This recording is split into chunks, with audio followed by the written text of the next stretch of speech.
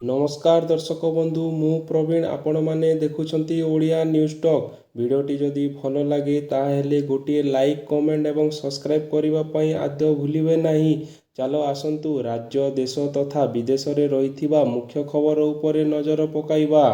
आजिर प्रथम खबर शिशु बाटिका शिक्षक नियुक्ति संबंधी खबर मिथ्या और गुजब स्पष्टीकरण देले राज्य सरकार। शिशु बाटिका शिक्षक नियुक्ति संबंधରେ सामाजिक गणमाध्यमରେ खबर प्रचारित होइथिला। एहिपरिकी गणमाध्यमରେ नियुक्ति संपर्कित खबर भी प्रसारित होइथिला।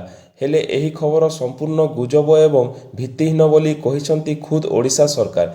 एने लोक संपर्क विभाग पक्षरु एक स्पष्टीकरण जारी करा जायछि। उक्त जालपत्र रे ओसेपा अधीन 7234 शिशु बाटिका शिक्षक पदवी सृष्टि और नियुक्ति सह प्रति शिक्षक को मासिक 26,000 प्रदान पाई अर्थ विभाग अनुमोदन करिथिबा बोली मिथ्या दाबी करा जायछि। एही प्रसंग रे राज्य सरकार स्पष्ट करिसंती जे उक्त पत्रटी संपूर्ण जाल मनगढ़ा एवं अनधिकृत अर्थ विभाग द्वारा एपरि कौनसी प्रस्ताव अनुमोदन करा जाय नहीं। 7234 शिशु बाटिका शिक्षक पदवी सृष्टि किंबा नियुक्ति संपर्क रे उक्त पत्र माध्यम रे कौनसी सरकारी अनुमोदन प्रदान करा जाय नहीं। पत्र रे थिबा दस्तखत पत्र रे थिबा संख्या और विषय वस्तु और अनुमोदन संपृक्त मिथ्या एवं सरकारी अभिलेख रे एहा कौनसी आधार नहीं।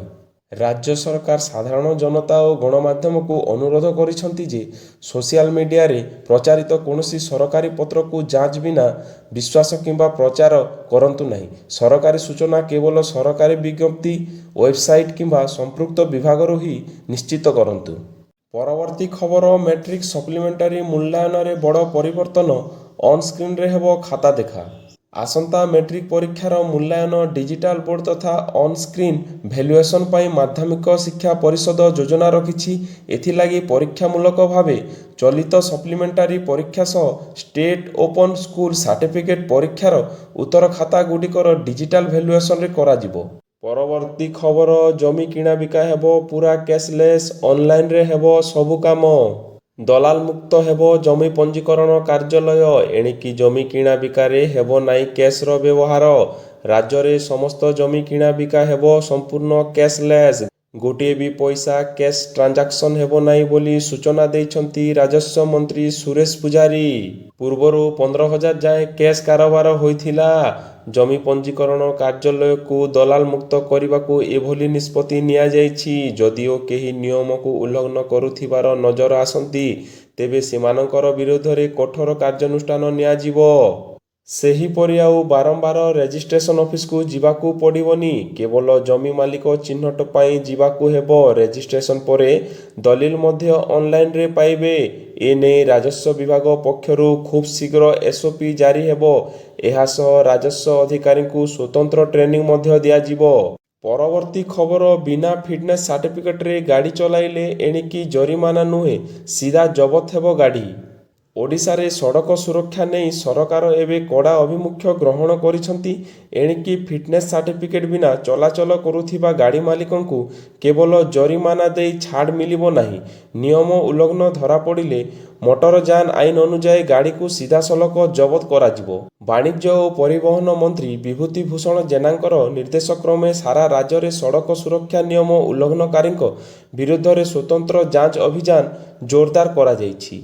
अभ्यासगत भावे नियम भांगुथिबा एवं फिटनेस परमिट पंजीकरण किंबा बीमा नियम उल्लंघन करुथिबा गाड़ी विरोध रे एणिकी आहुरी कठोर पदक्षेप नियाजिबो। परवर्ती खबर केबे मिलिबो नुआ दरमा। भुवनेश्वर रे अष्टम वेतन कमिशन रो बड़ बैठक। केंद्र सरकारी कर्मचारी और पेंशन भोगी पाई बड़ खुशी खबर। अष्टम वेतन कमिशन एबे पूरा दम रे कार्य आरंभ करिछि। नुआ दरमार ढांचा और पेंशन संशोधन को नहीं देशव्यापी परामर्श प्रक्रिया चली बेले वर्तमान कमिशन रो फोकस रे रही ओडिशा। राजधानी भुवनेश्वर रे 2 दिनिया उच्चस्तरीय बैठक शेष होइथिबा बेले यह केंद्र कर्मचारी मध्य नुआ आशा सृष्टि करिछि। एही बैठक रे कर्मचारी संघ गुड़िक अनेक गुरुत्वपूर्ण दाबी उठाइछंती। सेथि मध्य रे सबुठारु चर्चित दाबी हेउछि फिटमेंट फैक्टर रो वृद्धि। एहासह वर्तमान महंगा भत्ता डीए को मूल दरमारे मिसाइबा। वार्षिक इंक्रीमेंट को 3% रु 5% करिबा। ଛୁଟି ଇନକ୍ରିମେଣ୍ଟ ସୀମା ବୃଦ୍ଧି ଏବଂ ପେନ୍ସନ୍ ବ୍ୟବସ୍ଥାରେ ବ୍ୟାପକ ସଂସ୍କାର ଆଣିବାକୁ ଦାବି କରାଯାଇଛି। ପରବର୍ତ୍ତୀ ଖବର ଛାତ୍ରଛାତ୍ରୀଙ୍କ ପାଇଁ ବଡ଼ ଅପଡେଟ୍ ନବୋଦୟ ବିଦ୍ୟାଳୟ ପାଇଁ ଆବେଦନ ଆରମ୍ଭ। ନବୋଦୟ ବିଦ୍ୟାଳୟ ପାଇଁ ଆଜିଠୁ ଆବେଦନ ଷଷ୍ଠ ଶ୍ରେଣୀ ପାଇଁ ଛାତ୍ରଛାତ୍ରୀମାନେ ଜୁଲାଇ 7 ଠାରୁ ଆବେଦନ ଆରମ୍ଭ କରିପାରିବେ। ଆବେଦନ ଶେଷ ତାରିଖ ଜୁଲାଇ 31 ରହିବ। ନଭେମ୍ବର 28ରେ ଏଣ୍ଟ୍ରାନ୍ସ ପରୀକ୍ଷା ହେବ। 2027 ମାର୍ଚ୍ଚ କିମ୍ବା ଏପ୍ରିଲ ମାସରେ ରେଜଲ୍ଟ ଘୋଷଣା ହେବ। ଚଳିତ ବର୍ଷ ଏହି ପରୀକ୍ଷା ଗତ 2 ବର୍ଷ ତୁଳନାରେ ଶୀଘ୍ର ଆୟୋଜନ କରାଯାଉଛି। ତେବେ ନବୋଦୟ ବିଦ୍ୟାଳୟ ସମିତି ଚଳିତ ବର୍ଷ ଜିଲ୍ଲାସ୍ତରୀୟ ଏଡମିସନ୍ ନିୟମ ଲାଗୁ କରିଛି। ଛାତ୍ରଛାତ୍ରୀମାନେ କେବଳ ନିଜ ଜିଲ୍ଲାସ୍ଥିତ ନବୋଦୟ ବିଦ୍ୟାଳୟରେ ଆବେଦନ କରିପାରିବେ। ଆଜିଠୁ ପାଗରେ ଆସିପାରେ ପରିବର୍ତ୍ତନ, 2 ଜିଲ୍ଲାକୁ ୟେଲୋ ୱାର୍ଣ୍ଣିଂ। ଆଜି ଆଭ୍ୟନ୍ତରୀଣ ଓଡ଼ିଶାର କିଛି କିଛି ସ୍ଥାନରେ ହାଲୁକାରୁ ମଧ୍ୟମ ଧରଣର ବର୍ଷା ହୋଇପାରେ। କେନ୍ଦୁଝର ଏବଂ ମୟୂରଭଞ୍ଜ ଜିଲ୍ଲାକୁ ପ୍ରବଳ ବର୍ଷା ପାଇଁ ୟେଲୋ ୱାର୍ଣ୍ଣିଂ ଜାରି କରାଯାଇଛି। ଏହା ପରଠୁ ବର୍ଷାର ପରିମାଣ କମିବ। କିଛି କିଛି ସ୍ଥାନରେ ହାଲୁକା ବର୍ଷା ହୋଇପାରେ। ଉତ୍ତର ପଶ୍ଚିମ ବଙ୍ଗୋପସାଗର ଏବଂ ସଂଲଗ୍ନ ଉତ୍ତର ଓଡ଼ିଶା ପଶ୍ଚିମ ଉପକୂଳରେ ସୃଷ୍ଟି ହୋଇଥିବା ଅବପାତ ବର୍ତ୍ତମାନ ଦକ୍ଷିଣ ଝାରଖଣ୍ଡ ଓ ଉତ୍ତର ଆଭ୍ୟନ୍ତରୀଣ ଓଡ଼ିଶା ପୂର୍ବବର୍ତ୍ତୀ ଅଞ୍ଚଳରେ ସକ୍ରିୟ ରହିଛି। ଆସନ୍ତା 24 ଘଣ୍ଟାରେ ପଶ୍ଚିମ ଉତ୍ତର ପଶ୍ଚିମ ଦିଗ ଦେଇ ଉତ୍ତର ଛତିଶଗଡ଼ ଓ ଦକ୍ଷିଣ ଝାରଖଣ୍ଡ ଦେଇ ଉପକୂଳ ଅତିକ୍ରମ କରିବାର ସମ୍ଭାବନା ରହିଛି। ପ୍ରଭାବରେ ରାଜ୍ୟର ଅଧିକାଂଶ ସ୍ଥାନରେ ହାଲୁକାରୁ ମଧ୍ୟ ଧରଣର ବର୍ଷା ସହ କିଛି କିଛି ଅଞ୍ଚଳରେ ପ୍ରବଳ ବର୍ଷାର ସମ୍ଭାବନା ରହିଛି। ପରବର୍ତ୍ତୀ ଖବର ଆସନ୍ତା 9ରେ ହୀରାକୁଦରୁ ଛଡ଼ାଯିବ ଚଳିତ ବର୍ଷର ପ୍ରଥମ ବନ୍ୟାଜଳ। ଦିନ 11ଟାରେ ଖୋଲିବ ଗେଟ୍।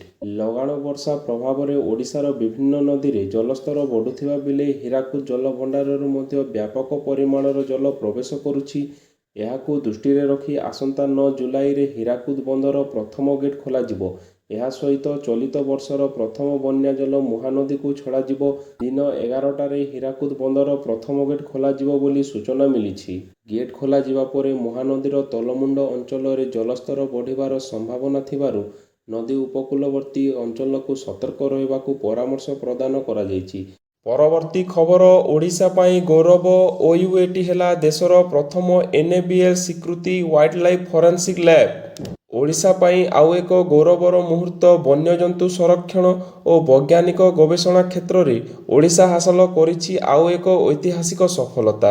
ଭୁବନେଶ୍ୱର ସ୍ଥିତ OUATରେ ଥିବା ୱାଇଲ୍ଡ ଲାଇଫ୍ ହେଲ୍ଥ ସେଣ୍ଟର ଦେଶର ପ୍ରଥମ NABL ସ୍ୱୀକୃତ ୱାଇଲ୍ଡଲାଇଫ୍ ଫରେନ୍ସିକ୍ ଲ୍ୟାବ୍ ଭାବେ ମାନ୍ୟତା ପାଇଛି।